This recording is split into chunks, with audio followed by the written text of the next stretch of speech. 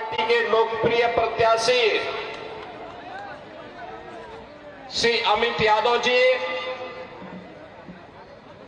प्रदेश महामंत्री श्री मनोज सिंह जी, जिला अध्यक्ष अनूप जोशी जी, भारी संख्या में आज की इस चुनावी सभा में उपस्थित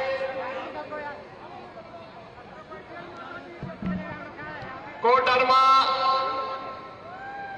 बरकट्ठा और इस क्षेत्र से जुड़े हुए सभी मेरे उपस्थित बहनों और भाइयों,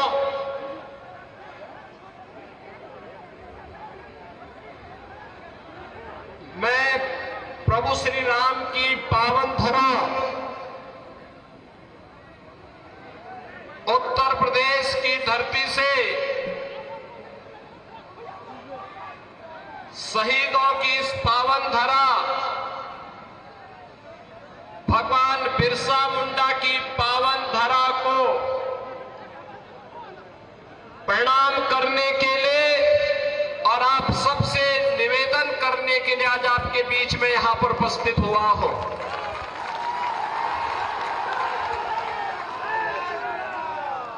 दीपावली का पर्व आपने भी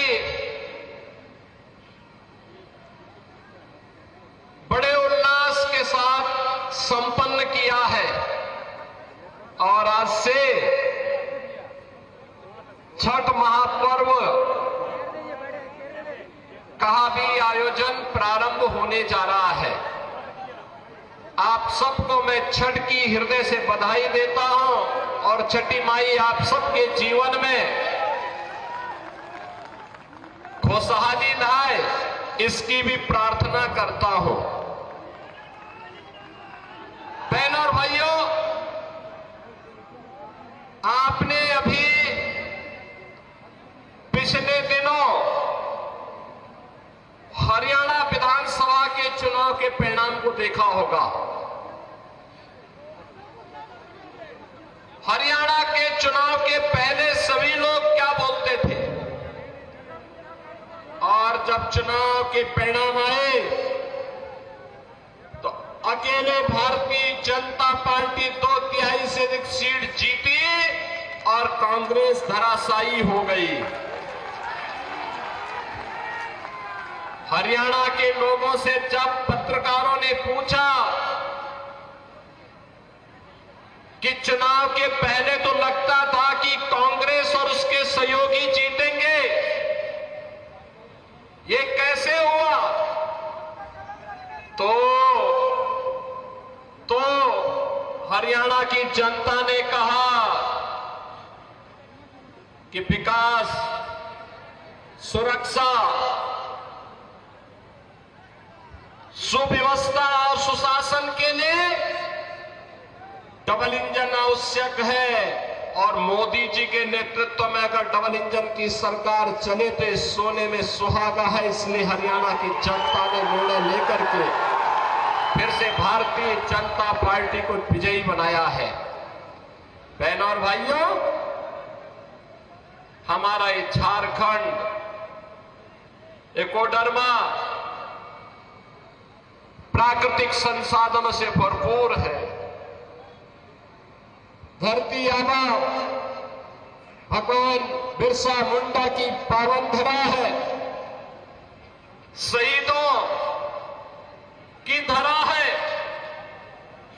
देश की आजादी के लिए अकेले कोडरमा से एक नहीं, 4 हुतात्माओं ने अपना बलिदान दे करके इस देश को ब्रिटिश हुकूमत से मुक्त करने के लिए अपना योगदान दिया था। लेकिन आज क्या हो रहा है झारखंड में? मैं देख रहा था, एक आलमगीर आलम थे, औरंगजेब, देश को लूटा था उसने, देश के पवित्र मंदिरों को नष्ट किया था उसने। और दूसरा, झारखंड मुक्ति मोर्चा का भी तो एक मंत्री था आलमगीर, जो यहां लूट करके जिसके घरों में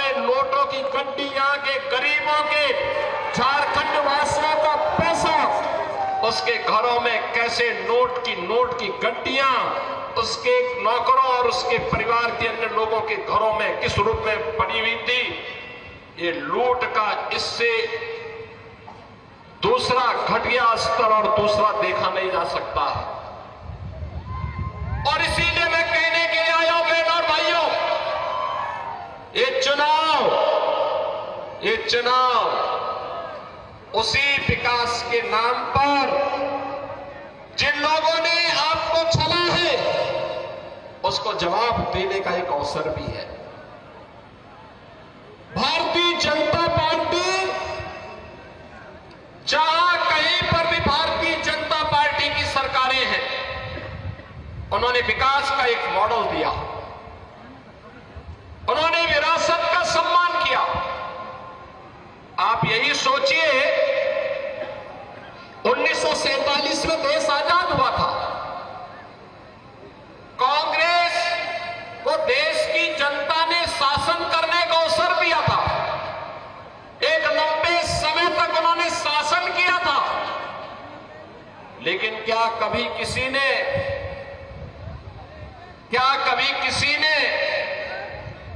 गरीबों के लिए ईमानदारी से कोई योजना चलाई? बहनों और भाइयों, मोदी जी जब 2014 में प्रधानमंत्री बने थे, मीडिया ने उनसे पूछा था कि प्रधानमंत्री बनने के बाद आपका एजेंडा क्या होगा। मोदी जी ने कहा, एक लाइन में उन्होंने कहा था, सबका साथ और सबका विकास।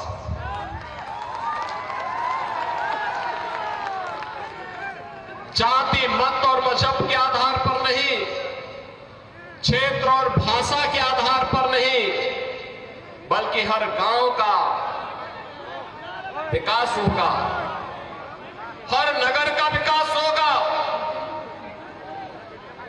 गरीब, किसान, नौजवान, महिलाएं, इन सब का विकास होगा। देश की सुरक्षा के साथ कोई भी समझौता नहीं होगा। देश का सुरक्षा का मॉडल क्या होना चाहिए, ये आज आप देख रहे होंगे। कांग्रेस की सरकारें हुआ करती थी, तब चीन हमारे देश के अंदर घुसता था, और आज आप देख रहे होंगे, समाचार रोज पढ़ रहे होंगे, आज चीन की सेनाएं पीछे हट रही हैं और वहां पर भारत की सेना गश्त कर रही है। पाकिस्तान तो अब भारत का नाम सुनकर के ही कंपकपी शुरू हो जाती है। पाकिस्तान को जैसे लगता है, अब जब उसको कहीं सुनवाई नहीं होती तो यूएन में कहता है, उसको सपने आते हैं, कहता है कि भारत कभी भी हम पे हमला कर सकता है, हमारी जान बचाओ। सरकार तो ऐसे ही होनी चाहिए, दुश्मन के दिल को दहला सके, और यही आज भारत की सरकार कर रही है। बहनों और भाइयों, देश की सुरक्षा हो या आंतरिक सुरक्षा, आप सोचो, ये कांग्रेस और उसके सहयोगियों ने कश्मीर की समस्या दी थी, मोदी जी ने धारा 370 समाप्त करके कश्मीर की समस्या का समाधान कर दिया। कांग्रेस ने गरीबों को भूखा मरने के लिए छोड़ दिया था, किसानों को आत्महत्या करने के लिए मजबूर कर दिया था। कांग्रेस हो या झारखंड मुक्ति मोर्चा या आरजेडी, इनको जब भी अवसर मिला, इन्होंने गरीबों के पेट पर लात मारने का काम किया, किसानों को आत्महत्या करने के लिए मजबूर किया, नौजवानों को पलायन करने के लिए मजबूर किया, प्राकृतिक संसाधनों पर लूट मचाने का इन्होंने कार्य किया। यही तो करते रहे। प्राकृतिक संसाधनों से भरपूर यह क्षेत्र अभ्रक की खदानों के लिए जाना जाता है। यहां पर तमाम नए प्राकृतिक संसाधन मौजूद हैं, प्रकृति की गोद में मौजूद हैं, लेकिन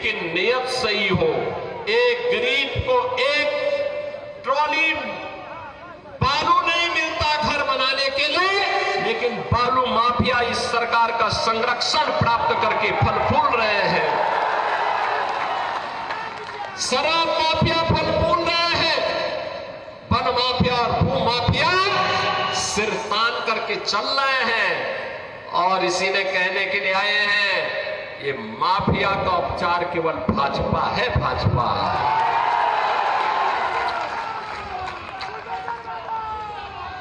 बहनों और भाइयों, 2017 के पहले उत्तर प्रदेश में भी ये माफिया ऐसे सीना तान करके चलते थे, ऐसे चलते थे। इनके लिए गरीब की कोई कीमत नहीं थी, किसान की कोई कीमत नहीं थी, नौजवान की कोई कीमत नहीं थी, बहन और बेटी का कोई सम्मान नहीं था। लेकिन 2017 के बाद जब उत्तर प्रदेश के बुलडोजर ने चलना प्रारंभ किया तो आज आप देखते होंगे दुर्दांत भूमाफिया, दुर्दांत से दुर्दांत भूमाफिया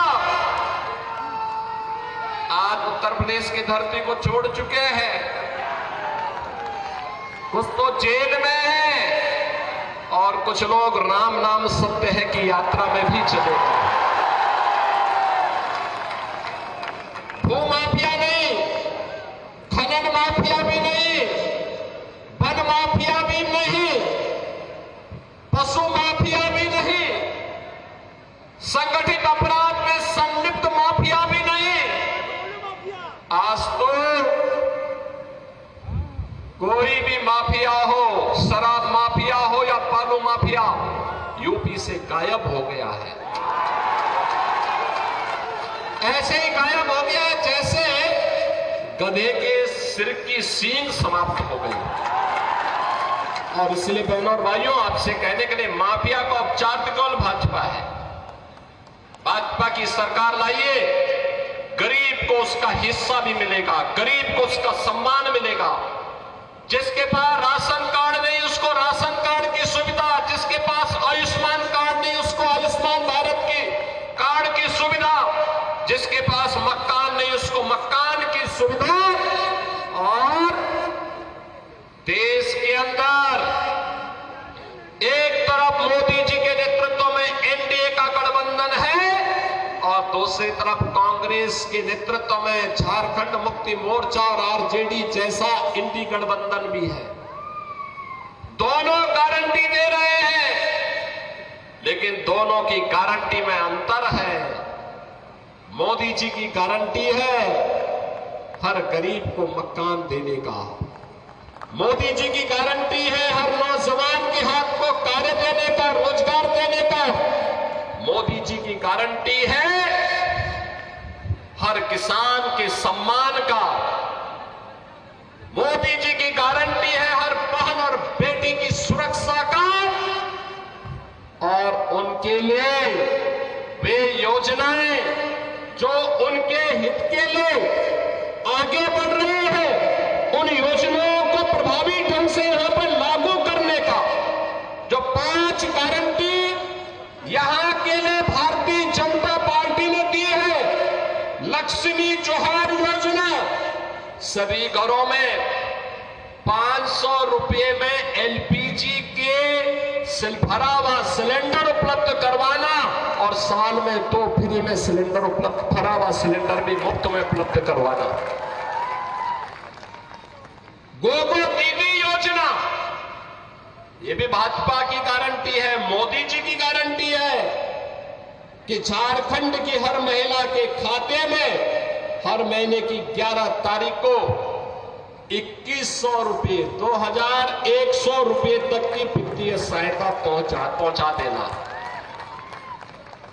21 लाख परिवारों को मिलेगा अपना पक्का घर और सभी परिवारों को घर निर्माण के लिए मिलेगा मुफ्त बालू। यानी ये भाजपा कहती है कि हम मुफ्त बालू घर निर्माण के लिए देंगे और बालू माफिया का सफाया कर देंगे। युवा साथी भत्ता, जिन्होंने स्नातक स्नातकोत्तर की डिग्री प्राप्त कर ली, जिन युवाओं को डिग्री बेटे प्राप्त करने के पहले 2 वर्ष में अगर उन्हें कोई नौकरी नहीं मिलती है तो प्रत्येक माह 2000 रुपए की गारंटी भी भाजपा आपको दे रही है, एनडीए आपको दे रहा है। और बहनों और भाइयों, इसके साथ ही जो यहां पर भर्तियां ये नहीं कर पाए थे, सरकारी नौकरी नहीं दे पाए थे, पहले ही कैबिनेट में निर्णय लेकर के भारतीय जनता पार्टी ने कहा है उन युवाओं के लिए नौकरी का पिटारा लेकर के भी भारतीय जनता पार्टी झारखंड के अंदर ही लेकर के आएगी। झारखंड के अंदर 5 साल में 5 लाख नौजवानों के लिए नए रोजगार उपलब्ध करवाने के कार्यक्रम को भी भारतीय जनता पार्टी आगे बढ़ाने की बात कर रही है। और इसलिए बहनों और भाइयों, आज मैं आपके बीच आया हूं आपसे कहने के लिए, भारतीय जनता पार्टी देश की सुरक्षा की गारंटी है। भारतीय जनता पार्टी देश के स्वाभिमान की गारंटी है। भारतीय जनता पार्टी युवाओं के रोजगार की गारंटी है। भारतीय जनता पार्टी महिलाओं के लिए सम्मान और स्वावलंबन की गारंटी है। भारतीय जनता पार्टी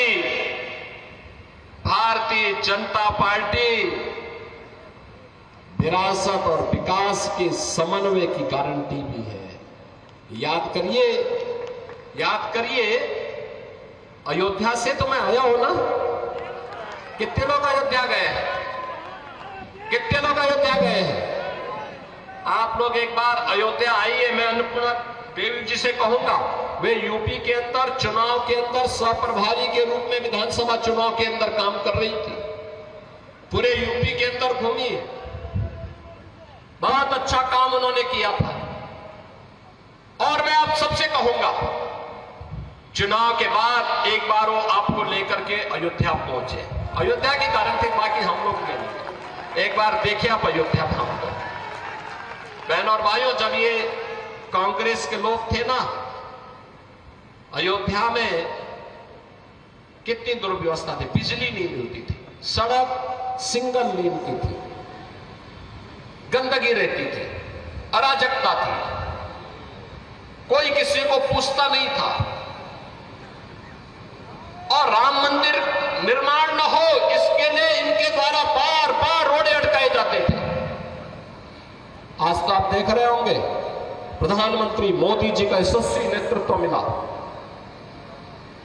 अयोध्या में 500 वर्षों के बाद अभी भव्य दीपोत्सव का आयोजन भी आपने देखा होगा। कितना भव्य दीपोत्सव अयोध्या में हुआ था। 500 वर्षों के बाद प्रभु रामलला अपने धाम में विराजमान हो गए और भारतवासी का सीना गर्व के साथ आज चढ़ा हुआ है इस बात को लेकर के कि हमारे प्रभु राम अपनी जन्मभूमि पर 500 वर्षों के बाद फिर से विराजमान हो चुके हैं। हर भारतवासी के लिए इससे ज्यादा सम्मान और क्या हो सकता है। बहनों और भाइयों, और हम लोगों ने कहा है, आज आप जाइए अयोध्या में, जिस ओर जाएंगे 4 लेन की सड़क मिलेगी और एक इंटरनेशनल एयरपोर्ट का निर्माण भी वहां हो गया है। इंटरनेशनल एयरपोर्ट का नाम महर्षि वाल्मीकि के नाम पर है।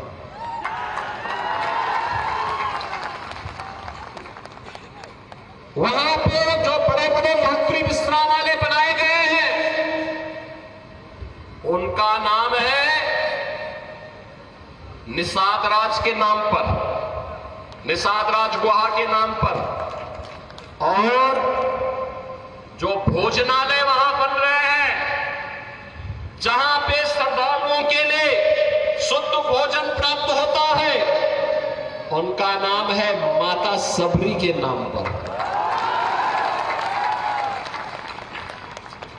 और याद करिए, विरासत का दूसरा उदाहरण मोदी जी ने दिया है। 15 नवंबर 13 नवंबर को आपको वोट देना है। 15 नवंबर धरती आबा भगवान बिरसा मुंडा की पावन जयंती जनजातीय दिवस के रूप में मनाने का काम भी मोदी जी ने ही शुरू किया।